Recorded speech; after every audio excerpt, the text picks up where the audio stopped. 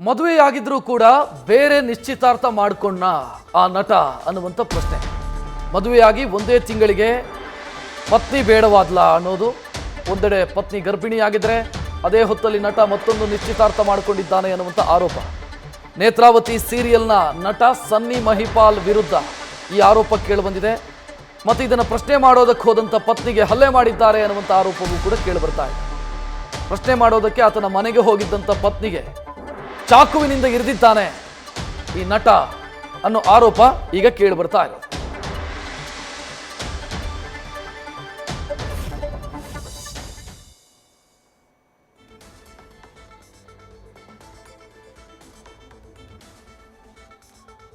ಸನ್ನಿ ಮಹಿಪಾಲ್ ಅನ್ನುವಂಥ ನಟ ತನ್ನ ಪತ್ನಿಗೆ ಚಾಕುವಿನಿಂದ ಇರಿದಿದ್ದಾರೆ ಅನ್ನುವಂಥ ಆರೋಪ ಕೇಳಿಬಂದಿದೆ. ಕಾರಣ ಏನು ಅಂತಂದರೆ,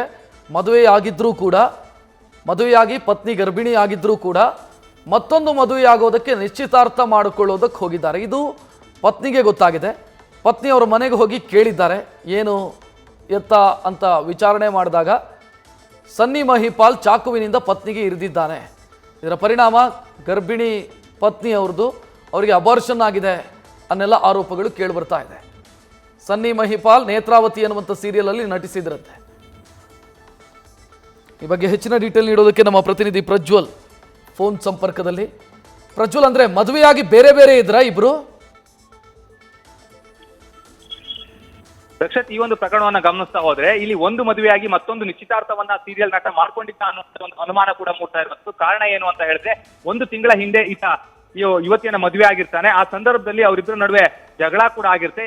ಹಾಗೆ ಪತ್ನಿ ಗರ್ಭಿಣಿ ಕೂಡ ಹೌದು. ಇದೇ ಸಂದರ್ಭದಲ್ಲಿ ಈ ಒಂದು ಆರೋಪ ಬರ್ತಾ ಇರುವಂತದ್ದು. ಈತ ನೇತ್ರಾವತಿ ಅನ್ನುವಂತ ಒಂದು ಧಾರಾವಾಹಿಯಲ್ಲಿ ನಟಿಸ್ತಾ ಇದ್ದ ಅನ್ನುವಂತ ಒಂದು ಮಾಹಿತಿ ಕೂಡ ಲಭ್ಯವಾಗ್ತಾ ಇತ್ತು. ಈತನ ಹೆಸರು ಸನ್ನಿ ಮಹಿಪಾಲ್ ಅಂತ ಹೇಳಿ ಈಗಾಗಲೇ ಠಾಣೆಯಲ್ಲಿ ಆತನ ಪತ್ನಿ ಒಂದು ಪ್ರಕರಣವನ್ನ ಕೂಡ ದಾಖಲಿಸಿರುವಂತದ್ದು. ಅಷ್ಟೇ ಅಲ್ಲದೆ ದೈಹಿಕ ಸಂಪರ್ಕವನ್ನ ಬೆಳೆಸಿ ನನ್ನನ್ನು ಬಿಟ್ಟು ಬೇರೆಯವ್ರನ್ನ ಮದುವೆ ಆಗ್ಲಿಕ್ಕೆ ಪ್ರಯತ್ನವನ್ನ ನಡೆಸ್ತಾ ಇದ್ದಾನೆ ಅನ್ನುವಂತ ಒಂದು ಆರೋಪವನ್ನು ಕೂಡ ಮಾಡ್ತಾ ಇದ್ದಾರೆ. ಅದೇ ರೀತಿಯಲ್ಲಿ ನನ್ನ ಮೇಲೆ ಹಲ್ಲೆಯನ್ನ ಕೂಡ ಮಾಡಿದ್ದಾನೆ, ನನಗೆ ಚಾಕುವಿನಿಂದ ಇರಿದಿದ್ದಾನೆ ಅನ್ನುವಂತ ಒಂದು ಆರೋಪವನ್ನ ಕೂಡ ಆಕೆ ಮಾಡ್ತಾ ಇರುವಂತದ್ದು. ಆ ರೀತಿಯಲ್ಲಿ ಈಗಾಗಲೇ ಪೊಲೀಸರು ಕೂಡ ಪ್ರಕರಣವನ್ನು ದಾಖಲಿಸಿಕೊಂಡಿದ್ದಾರೆ, ತನಿಖೆಯನ್ನ ಕೂಡ ಮಾಡ್ತಾ ಇದ್ದಾರೆ. ಅದೇ ರೀತಿಯಲ್ಲಿ ಆತನು ಕೂಡ ಇನ್ನೊಂದು ದೂರನ್ನ ಕೊಡ್ಲಿಕ್ಕೆ ಮುಂದಾಗಿದ್ದಾನೆ. ಅಂದ್ರೆ ಅತಿಕ್ರಮವಾಗಿ ನನ್ನ ಮನೆಗೆ ಈಕೆಯೇ ಪ್ರವೇಶಿಸಿದ್ದು ಅನ್ನುವಂತ ಒಂದು ದೂರನ್ನ ಕೊಡ್ಲಿಕ್ಕೆ ಮುಂದಾಗಿರುವಂತದ್ದು. ಆದ್ರೆ ಸದ್ಯದ ಮಟ್ಟಿಗೆ ಪೊಲೀಸರು ಆ ಒಂದು ಪ್ರಕರಣವನ್ನು ದಾಖಲಿಸಿಕೊಳ್ಬೇಕಾ ಅಥವಾ ಬೇಡವಾ ಅನ್ನೋದ್ರ ಬಗ್ಗೆ ಕೂಡ ವಿಚಾರವನ್ನ ಮಾಡ್ತಾ ಇರುವಂತದ್ದು. ಕಾರಣ ಏನು ಅಂತ ಹೇಳಿದ್ರೆ, ಈ ರೀತಿಯ ಪ್ರಕರಣ ಆದಂತ ಸಂದರ್ಭದಲ್ಲಿ ಒಂದು ಎನ್ಸಿಆರ್ ದಾಖಲು ಮಾಡಿಕೊಳ್ಳುವಂತ ಒಂದು ಕೆಲಸವನ್ನ ಮಾಡ್ತಾರೆ. ಈಗ ಬಿಎನ್ಎಸ್ ಆಕ್ಟ್ ಅಡಿಯಲ್ಲಿ ಪ್ರಮುಖವಾಗಿ ನಾವು ಗಮನಿಸ್ತಾ ಹೋದ್ರೆ ಪೊಲೀಸರಿಗೆ 15 ದಿನಗಳ ಕಾಲ ಈ ಒಂದು ಪ್ರಕರಣದ ಬಗ್ಗೆ ಸಂಪೂರ್ಣವಾದಂತಹ ಒಂದು ಮಾಹಿತಿಯನ್ನು ಕಲೆ ಹಾಕಲಿಕ್ಕೆ ಅವಕಾಶ ಇರುತ್ತೆ. ಹಾಗಾಗಿ ಈತ ಕೊಟ್ಟಿರುವಂತಹ ದೂರಿನ ಆಧಾರದ ಮೇಲೂ ಕೂಡ ಈಗಾಗಲೇ ತನಿಖೆಯನ್ನ ಮಾಡ್ತಾ ಇದ್ದಾರೆ.